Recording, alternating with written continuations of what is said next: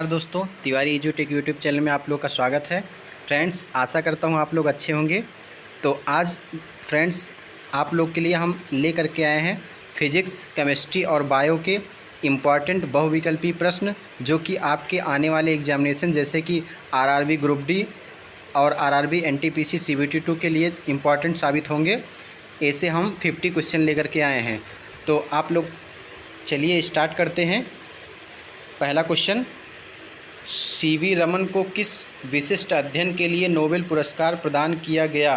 तो फ्रेंड्स यहाँ पे कह रहा है सीवी रमन जो थे वो उनको किस विशिष्ट अध्ययन के लिए नोबेल पुरस्कार प्रदान किया गया था। पहला दे रखा है लेज़र के लिए, दूसरा दे रखा है नाभिकीय ऊर्जा के लिए, तीसरा प्रकाश का प्रकीर्णन और चौथा ट्रांजिस्टर। तो फ्रेंड्स इसका राइट आंसर हो जाएगा ऑप्शन नंबर सी कि जो सीवी रमन थे वो उनको प्रकाश के प्रकीर्णन के लिए भौतिकी का नोबेल पुरस्कार दिया गया था। नेक्स्ट क्वेश्चन पे चलते हैं। सिंदूर का रासायनिक नाम क्या है? ये कह रहा है सिंदूर का रासायनिक नाम क्या है। पहला कह रहा है कैल्शियम कार्बोनेट, दूसरा मर्क्यूरिक सल्फाइड, तीसरा है पोटेशियम नाइट्रेट और चौथा है सोडियम नाइट्रेट। तो दोस्तों इसका जो राइट आंसर हो जाएगा मर्क्यूरिक सल्फाइड। तो सिंदूर का रासायनिक नाम क्या हो जाएगा? Mercuric sulphide. Next question, vitamin के का कार्य क्या है? तो दोस्तों विटामिन के का कार्य क्या है पूछ रहा है। विटामिन पहला दे रखा है नपुंसकता दूर करता है, दूसरा रक्त को थक्का जमाता है, तीसरा श्वसन को सुचालित करता है और चौथा पेलाग्रा में प्रभावित होता है।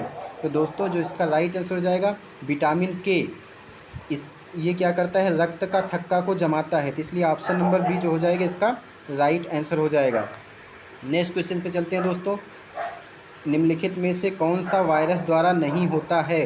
तो कौन सा वायरस द्वारा नहीं होता है? ऑप्शन नंबर ए दे रखा है हाइड्रोफोबिया, दूसरा मेनिनजाइटिस, तीसरा हर्पीज और चौथा एथलीट फुट। तो इसका जो राइट आंसर हो जाएगा दोस्तों क्या हो जाएगा? Athlete foot. तो एथलीट फुट इसका राइट आंसर। एथलीट फुट दोस्तों ये वायरस के द्वारा नहीं होता है बल्कि फंगस के द्वारा होता है, कवक जिसको बोलते हैं। तो नेक्स्ट क्वेश्चन चलते हैं। विटामिन बी1 की कमी से कौन सा रोग हो जाता है? तो दोस्तों विटामिन बी1 की कमी से पहला दिया है रिकेट्स, दूसरा स्कर्वी, तीसरा बेरी और चौथा नपुंसकता। तो इसका राइट आंसर हो जाएगा ऑप्शन नंबर सी। विटामिन बी1 की कमी से कौन सा रोग हो जाता है? बेरी रोग हो जाता है। नेक्स्ट क्वेश्चन, तिल्ली को कहते हैं? तो दोस्तों यहाँ पे कह रहा है तिल्ली को क्या कहते हैं। पहला WBC का शमशान घाट, दूसरा रक्त बैंक और तीसरा है RBC का शमशान घाट और चौथा है बी और सी दोनों। तो दोस्तों इसका राइट आंसर हो जाएगा RBC का शमशान घाट। तो तिल्ली जिसको स्प्लीन बोलते हैं दोस्तों, जिसको RBC का कब्रगाह भी बोलते हैं, तो इसका राइट आंसर हो जाएगा RBC का शमशान घाट। नेक्स्ट क्वेश्चन चलते हैं। कवक और शैवाल के बीच परस्पर संबंध से एक नया पादप वर्ग बनता है। तो दोस्तों यहाँ पे कह रहा है जो लाइकेन है, यहाँ पे क्या हो जाएगा? कवक और शैवाल आपस में जब मिलते हैं तो उससे कौन सा वर्ग का पौधा बनता है? पहला है मांस, दूसरा फर्न, तीसरा लाइकेन और चौथा यीस्ट। तो इसका राइट आंसर हो जाएगा लाइकेन। तो दोस्तों फंगस और कवक और शैवाल के परस्पर संबंध से हमारा लाइकेन का निर्माण होता है। नेक्स्ट क्वेश्चन दोस्तों, कौन सा ग्रह सर्वाधिक गैसों से घिरा है? तो दोस्तों इसका राइट आंसर क्या हो जाएगा? पूछ रहा है कौन सा ग्रह जो है सर्वाधिक गैसों से घिरा है। पहला जुपिटर, दूसरा प्लूटो, तीसरा यूरेनस और चौथा वीनस। तो इसका राइट आंसर हो जाएगा ऑप्शन नंबर सी। जो यूरेनस है दोस्तों ये सबसे ज़्यादा गैसों से घिरा हुआ है। नेक्स्ट क्वेश्चन, श्वेत प्रकाश को जब प्रिज्म से होकर गुजरने पर प्रिज्म के आधार की ओर कौन सा रंग प्राप्त होता है? तो फ्रेंड्स जब वाइट लाइट प्रिज्म से होकर गुजरती है तो प्रिज्म का जो बेस होता है नीचे की ओर कौन सा रंग प्राप्त होता है? पहला दे रखा है लाल, दूसरा पीला, तीसरा बैगनी और चौथा हरा। तो दोस्तों इसका राइट आंसर क्या हो जाएगा? ऑप्शन नंबर सी बैगनी। तो दोस्तों यहाँ पे क्या होता है? वाइट जो लाइट है उसको जब हम प्रिज्म में से गुजारते हैं तो यहाँ पे क्या होता है? 7 कलर का रंग ऐसे नीचे एक सीरीज बनती है जो कि नीचे से हमारा क्या होता है? बैगनी या पिनाला जिसको विविग्योर बोलते हैं। तो इसमें बैगनी सबसे नीचे आधार की तरफ होता है। इसका राइट आंसर हो जाएगा बैगनी। नेक्स्ट क्वेश्चन, हीमोफीलिया एक आनुवंशिक रोग है जो उत्पन्न होता है। तो दोस्तों यहाँ पे क्या हो जाएगा? कह रहा है हीमोफीलिया एक आनुवंशिक रोग है, ये उत्पन्न होता है, कब होता है? पहला WBC की कमी से, दूसरा हीमोग्लोबिन के स्तर में कमी से, तीसरा रक्त का स्कंदन न होने से, चौथा उपरोक्त में से कोई नहीं। तो दोस्तों हीमोफीलिया में क्या होता है कि ब्लड का कोगुलेशन नहीं होता है, मतलब रक्त का स्कंदन नहीं होता है, थक्का नहीं जमता है। तो इसका राइट आंसर हो जाएगा रक्त का स्कंदन न होने से, option number C right answer. Next question, विद्युत तीव्रता का मात्रक क्या होता है? तो इसका पहला ऑप्शन है वाट, दूसरा किलोवाट घंटा, तीसरा न्यूटन पर कूलाम, चौथा फ्लास्क। तो दोस्तों विद्युत तीव्रता जिसको बोलते हैं इलेक्ट्रिक इंटेंसिटी, उसका न्यूटन पर कूलाम हो जाएगा राइट आंसर। नेक्स्ट क्वेश्चन पे चलते हैं दोस्तों। यहाँ पे नेक्स्ट क्वेश्चन कह रहा है प्रोटीन को निम्न में से कौन सा एंजाइम पचाता है? तो दोस्तों 370 कह रहा है लाइपेज पहला, दूसरा है ट्रिप्सिन, तीसरा है एमाइलेज और चौथा है टाइलिन। तो दोस्तों इसका राइट आंसर हो जाएगा ऑप्शन नंबर बी, ट्रिप्सिन इसका राइट आंसर हो जाएगा। प्रोटीन को पचाने वाला जो एंजाइम है वो कौन सा है? Trypsin enzyme. तो प्रोटीन को ट्रिप्सिन एंजाइम पचाता है। नेक्स्ट क्वेश्चन कह रहा है किस विधि से पृथ्वी की आयु का आकलन किया जाता है? तो इसका पहला ऑप्शन है यूरेनियम डेटिंग, दूसरा कार्बन डेटिंग, तीसरा परमाणु घड़ी और चौथा जैव वैज्ञानिक घड़ी। तो इसका राइट आंसर हो जाएगा दोस्तों ऑप्शन नंबर ए, जो पृथ्वी की आयु का आकलन किया जाता है वो यूरेनियम डेटिंग से किया जाता है। नेक्स्ट क्वेश्चन चलते हैं, इलेक्ट्रॉन की खोज किसने की थी? तो पहला है अर्नेस्ट रदरफोर्ड, दूसरा है मैक्स प्लांक, तीसरा है जे थॉमसन और चौथा है आइंस्टीन। तो दोस्तों इसका ऑप्शन नंबर क्या हो जाएगा? सी राइट आंसर हो जाएगा, जे थॉमसन। इलेक्ट्रॉन की खोज जे थॉमसन ने किया था। दोस्तों अगर हमारे चैनल को सब्सक्राइब नहीं किए हैं तो हमारे चैनल को कृपया करके लाइक और सब्सक्राइब करें और अपने दोस्तों को शेयर करना ना भूलें। नेक्स्ट क्वेश्चन पे चलते हैं दोस्तों, हरे फलों को कृत्रिम तरीकों से पकाने के लिए कौन सी गैस प्रयुक्त होती है? तो जो हरे फल होते हैं इनको कृत्रिम तरीकों से पकाने के लिए कौन सी गैस प्रयुक्त करते हैं? पहला ऑप्शन है ईथेन, दूसरा एथिलीन, तीसरा हाइड्रोजन, चौथा कार्बन डाइऑक्साइड। तो दोस्तों यहाँ पर राइट आंसर हो जाएगा ऑप्शन नंबर 2, हरे फलों को कृत्रिम तरीके से पकाने के लिए एथिलीन गैस का प्रयोग किया जाता है। नेक्स्ट क्वेश्चन कह रहा है रेटिनॉल निम्न में से किस विटामिन का रासायनिक नाम है? तो दोस्तों इसका राइट आंसर हो जाएगा विटामिन ए, ऑप्शन नंबर 4 जो है राइट आंसर हो जाएगा। रेटिनॉल दोस्तों विटामिन ए का रासायनिक नाम है। नेक्स्ट क्वेश्चन, धान में खैरा रोग किसकी कमी से होता है? तो दोस्तों धान में जो खैरा रोग होता है वो जिंक की कमी से होता है। तो जिंक जो हो जाएगा वो राइट आंसर हो जाएगा, धान में खैरा रोग जिंक की कमी से होता है। नेक्स्ट क्वेश्चन, निम्नलिखित में से सबसे अधिक वृद्धि दर किस पादप की होती है? तो दोस्तों कह रहा है सबसे अधिक वृद्धि दर किस पौधे की होती है? इसका राइट आंसर हो जाएगा बांस। तो फ्रेंड्स बांस की जो वृद्धि दर बहुत अधिक होती है, बांस बहुत जल्दी जो है बढ़ जाता है। नेक्स्ट क्वेश्चन हो जाएगा ताप बढ़ने पर अर्धचालकों की चाल पर क्या प्रभाव पड़ता है? ये कह रहा है जब टेम्परेचर बढ़ाते हैं तो जो अर्धचालक होते हैं जिनको सेमीकंडक्टर बोला जाता है उनकी चाल पर क्या प्रभाव पड़ता है? तो दोस्तों पहला दे रखा है बढ़ जाती है, दूसरा घट जाती है, तीसरा अपरिवर्तित रहती है और चौथा क्या दे रखा है? इनमें से कोई नहीं। तो फ्रेंड्स यहाँ पे राइट आंसर हो जाएगा ऑप्शन नंबर ए, जब हम टेम्परेचर बढ़ाते हैं तो जो अर्धचालक होते हैं सेमीकंडक्टर उनकी चाल जो होती है बढ़ जाती है। दोस्तों ये क्यों होता है? तो जो अर्धचालक होते हैं उनमें फ्री इलेक्ट्रॉन्स होते हैं दोस्तों, तो जब टेम्परेचर बढ़ाते हैं तो इलेक्ट्रॉन्स की स्पीड जो होती है वो बढ़ जाती है, इसलिए उनका चाल जो भी होता है वो बढ़ जाता है। नेक्स्ट क्वेश्चन चलते हैं, प्रयोगशाला में जीन का संश्लेषण सबसे पहले किसने किया था? तो दोस्तों जो लेबोरेटरी है उसमें जीन का संश्लेषण सबसे पहले किस वैज्ञानिक ने किया था? तो पहला है पॉल जॉन, दूसरा ग्रेगर मेंडल, तीसरा हरगोविंद खुराना और चौथा है वाटसन और क्रिक। तो दोस्तों इसका राइट आंसर हो जाएगा हरगोविंद खुराना। तो लेबोरेटरी में जीन का संश्लेषण करने वाले साइंटिस्ट हरगोविंद खुराना हैं। इसका राइट आंसर हो जाएगा हरगोविंद खुराना। तो इसके लिए फ्रेंड्स इनको नोबेल पुरस्कार भी दिया गया था। नेक्स्ट क्वेश्चन, गुलाबी क्रांति का संबंध किससे है? गुलाबी क्रांति का संबंध किससे है? पहला है झींगा उत्पादन, दूसरा है उर्वरक उत्पादन, तीसरा है तिलहन उत्पादन और चौथा है दलहन उत्पादन। तो दोस्तों इसका राइट आंसर क्या हो जाएगा? पहला ऑप्शन हो जाएगा झींगा उत्पादन, इसका राइट आंसर हो जाएगा। तो गुलाबी क्रांति का संबंध झींगा उत्पादन से है। नेक्स्ट क्वेश्चन, सेरीकल्चर में किसका उत्पादन किया जाता है? तो दोस्तों इसमें दिया है सेरीकल्चर में किसका उत्पादन किया जाता है? पहला वृक्षों एवं झाड़ियों का, दूसरा समुद्री जीवों का, तीसरा है फूलों का और चौथा है मधुमक्खियों का। तो फ्रेंड्स यहाँ पे कह रहा है मेरीकल्चर, मेरीकल्चर में यहाँ पे फ्रेंड्स सेरीकल्चर नहीं मेरीकल्चर है। मेरीकल्चर दोस्तों इसमें समुद्री जीवों का अध्ययन किया जाता है, समुद्री जीवों का उत्पादन किया जाता है मेरीकल्चर। अब याद इसको कैसे करेंगे मेरीकल्चर? तो मेरी बना है मेराइन से, मेराइन मतलब होता है फ्रेंड्स समुद्री, मेराइन का हिंदी अर्थ होता है समुद्री। तो मेरीकल्चर में समुद्री जीवों का उत्पादन किया जाएगा। नेक्स्ट क्वेश्चन, निम्न में से कौन सा ग्रह सबसे अधिक गैसों से घिरा है? ये क्वेश्चन रिपीट हुआ है दोस्तों।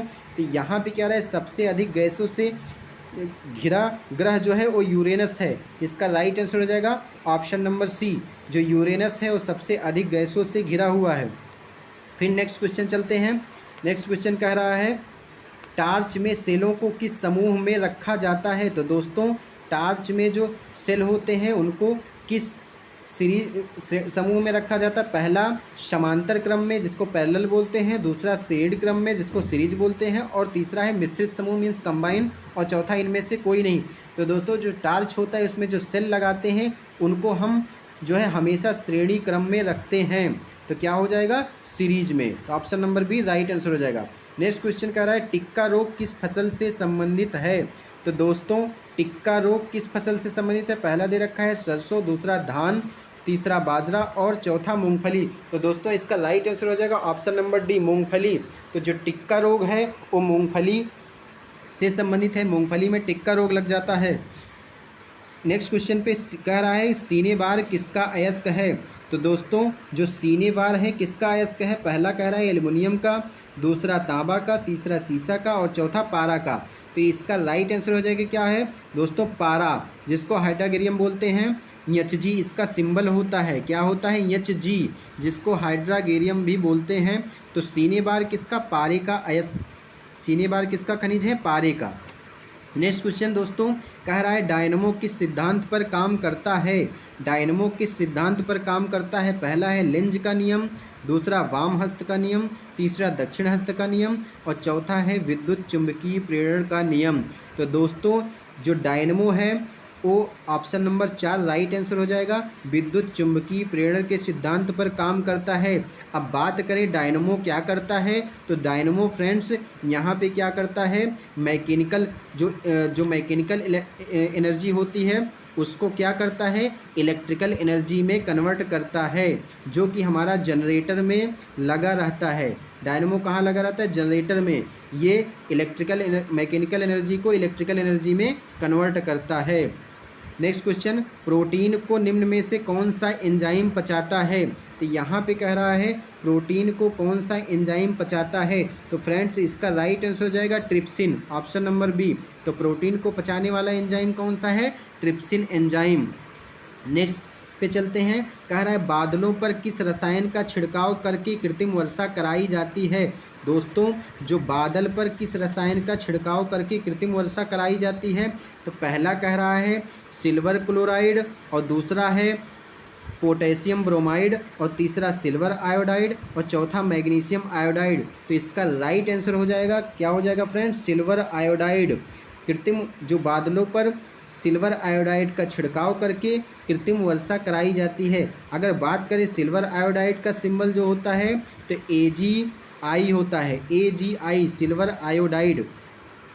नेक्स्ट क्वेश्चन पे चलते हैं दोस्तों। नेक्स्ट क्वेश्चन कह रहा है निम्न में से कौन सबसे कठोर है? दोस्तों यहाँ पे ऑप्शन दे रखा है प्लेटिनम, दूसरा है टंगस्टन, तीसरा है हीरा, चौथा है कांच। तो फ्रेंड्स यहाँ पे सबसे कठोर जो होता है वो हीरा होता है। तो ऑप्शन नंबर सी जो हो जाएगा वो राइट आंसर हो जाएगा। हीरा जो है डायमंड जिसको बोलते हैं वो सबसे ज़्यादा कठोर होता है। नेक्स्ट क्वेश्चन कह रहा है पत्तियों में बना खाद्य पदार्थ पौधे के विभिन्न अंगों में किसके द्वारा पहुंचता है? तो पौधों में जो बना खाद्य होता है पत्तियों में वो किसके द्वारा पहुंचाया जाता है? पहला दे रखा है जाइलम, दूसरा कॉर्टेक्स, तीसरा पिथ और चौथा दिया है फ्लोएम। तो दोस्तों याद रखना कि पत्तियों में जो बना खाद्य पदार्थ होता है वो फ्लोएम के द्वारा विभिन्न भागों में पहुंचाया जाता है पौधे के। अगर बात करें जाइलम, तो जाइलम क्या करता है, जल को लेकर जाता है, वाटर को पहुंचाता है पौधे के विभिन्न भाग में। नेक्स्ट क्वेश्चन, प्रकाश संश्लेषण में किस प्रकार के प्रकाश में सबसे अधिक होता है। तो दोस्तों ये कह रहा है कि जो प्रकाश संश्लेषण की प्रक्रिया होती है वो किस प्रकार के प्रकाश में सबसे अधिक होता है। तो इसका राइट आंसर हो जाएगा फ्रेंड्स ऑप्शन नंबर बी, लाल रंग का प्रकाश। तो लाल रंग के प्रकाश में प्रकाश संश्लेषण की क्रिया सबसे ज़्यादा होती है। फिर नेक्स्ट क्वेश्चन पे चलते हैं। प्रोटीन कह रहा है, प्रोटीन के विघटन द्वारा किसका निर्माण होता है। तो फ्रेंड्स यहाँ पे पहला दे रखा है वसी अम्ल, दूसरा है ग्लूकोज, तीसरा है एंजाइम और चौथा है एमिनो अम्ल। तो दोस्तों याद रखना ऑप्शन नंबर बी, एमिनो अम्ल इसका राइट आंसर हो जाएगा। जब प्रोटीन का विघटन होता है तो उस प्रोटीन से एमिनो अम्ल का निर्माण होता है। नेक्स्ट क्वेश्चन, सोयाबीन में प्रोटीन की मात्रा कितनी प्रतिशत होती है। तो सोयाबीन में प्रोटीन कितने परसेंट होता है दोस्तों, इसका राइट आंसर हो जाएगा ऑप्शन नंबर सी, सोयाबीन में प्रोटीन की मात्रा 40% पाई जाती है। नेक्स्ट क्वेश्चन पे चलते हैं। नेक्स्ट क्वेश्चन कह रहा है शुष्क वातावरण में उगने वाले पौधों को क्या कहते हैं। तो फ्रेंड्स ऐसे पौधे जो शुष्क वातावरण में, जहाँ पे पानी बहुत कम पाया जाता है, उसमें उगते हैं, उसको क्या कहते हैं। तो फ्रेंड्स ऑप्शन नंबर 4 इसका राइट आंसर हो जाएगा, जीरोफाइट। तो ऐसे पौधे जो शुष्क वातावरण में या कम पानी वाले स्थानों पर उगते हैं उनको जीरोफाइट बोलते हैं। नेक्स्ट क्वेश्चन पे, शोल्डर किसका मिश्र धातु है। दोस्तों ये कह रहा है शोल्डर किसका मिश्र धातु है। इसका ऑप्शन नंबर सी हमारा राइट आंसर हो जाएगा। राइट आंसर हो जाएगा टिन एवं सीसा। तो जो शोल्डर है वो टिन और सीसे का मिश्रण होता है। अगर बात करें सिंबल, तो पीबी जिसको बोलते हैं सीसा और यसियन बोलते हैं टिन। तो पीबी और यसियन को हम टिन और सीसा बोलते हैं, जो कि शोल्डर में मिश्रण होता है। नेक्स्ट क्वेश्चन पे चलते हैं। प्रकाश संश्लेषण की क्रिया में बाहर निकलता है। दोस्तों जब पौधे में प्रकाश संश्लेषण की क्रिया होती है तो क्या बाहर निकलता है। पहला हाइड्रोजन, दूसरा ऑक्सीजन, तीसरा कार्बन डाइऑक्साइड और चौथा प्रकाश। तो दोस्तों इसका राइट आंसर हो जाएगा ऑप्शन नंबर बी, ऑक्सीजन। तो पौधे जब प्रकाश संश्लेषण की क्रिया होती है पौधों में तो वो कार्बन डाइऑक्साइड को एब्जॉर्ब करते हैं और ऑक्सीजन को बाहर निकालते हैं। नेक्स्ट क्वेश्चन, आंसुओं में कौन सा पदार्थ घुला रहता है। दोस्तों ये कह रहा है कि टीयर जो होते हैं, हमारे जो आंसू निकलते हैं, उसमें कौन सा ऐसा पदार्थ है जो घुला रहता है। तो याद रखना लाइसोजाइम, जो हमारे आंसू होते हैं उस आंसुओं में लाइसोजाइम टाइप का एंजाइम घुला रहता है। नेक्स्ट क्वेश्चन पे चलते हैं दोस्तों। यहाँ पे कह रहा है रेफ्रिजरेटर में ताप का नियंत्रण कौन करता है। तो जो फ्रिज होता है हमारे घरों में, उनमें जो टेम्परेचर होता है उसको कौन कंट्रोल करता है। तो इसका राइट आंसर हो जाएगा फ्रियान। फ्रियान फ्रेंड्स एक गैस होती है जो कि फ्रिज में भरी रहती है, इसी से हमारा टेम्परेचर कंट्रोल होता है। तो फ्रियान इसका राइट आंसर हो जाएगा। नेक्स्ट क्वेश्चन, रासायनिक प्रयोग में उपयोग होने वाला लिटमस कागज़ किससे बनाया जाता है। तो दोस्तों जो हमारे लेबोरेटरी में लिटमस पेपर प्रयोग किया जाता है वो किससे बनाया जाता है। इसका राइट आंसर हो जाएगा लाइकेन। तो ऑप्शन नंबर बी इसका राइट आंसर हो जाएगा। जो लिटमस पेपर होता है वो लाइकेन से बनाया जाता है। नेक्स्ट क्वेश्चन, ऑपरेशन थिएटर में किसी रोगी को बेहोश करने के लिए निश्चेतक के रूप में किसका इस्तेमाल किया जाता है। तो दोस्तों ये कह रहा है कि ऑपरेशन थिएटर में जब किसी पेशेंट को बेहोश करना होता है तो उसको निश्चेतक के रूप में क्या इस्तेमाल करते हैं। तो इसका राइट आंसर हो जाएगा फ्रेंड्स नाइट्रस ऑक्साइड, जिसको बोलते हैं N2O। तो नाइट्रस ऑक्साइड फ्रेंड्स इसका इस्तेमाल ऑपरेशन थिएटर में किसी भी पेशेंट को बेहोश करने के लिए निश्चेतक के रूप में प्रयोग किया जाता है, जो कि इसका राइट आंसर सी हो जाएगा। तो क्या हो जाएगा, नाइट्रस ऑक्साइड। नेक्स्ट क्वेश्चन चलते हैं। प्रोटीन संश्लेषण में कितने एमिनो अम्ल की आवश्यकता होती है। तो कह रहा है प्रोटीन संश्लेषण में कितने एमिनो अम्ल की आवश्यकता होती है। तो दोस्तों जब प्रोटीन का संश्लेषण होता है तो उसमें टोटल 20 एमिनो एसिड की आवश्यकता होती है। इसका राइट आंसर हो जाएगा प्रोटीन संश्लेषण में टोटल 20 एमिनो अम्ल की आवश्यकता होती है। नेक्स्ट क्वेश्चन पे दोस्तों, गेहूं का कौन सा खाने वाला भाग है? तो गेहूं का जो खाने वाला भाग है क्या है?